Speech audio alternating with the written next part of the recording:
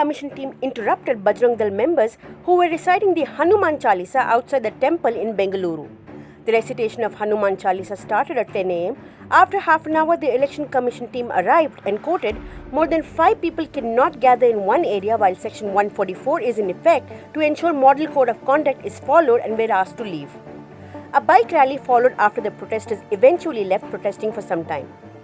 In retaliation to the Bajrang Dal members reciting Hanuman Chalisa and taking out bike rallies, Congress leader D.K. Shivkumar and former Chief Minister Siddaramaiah visited Sri Chamundeshwari temple in Mysuru to seek blessings.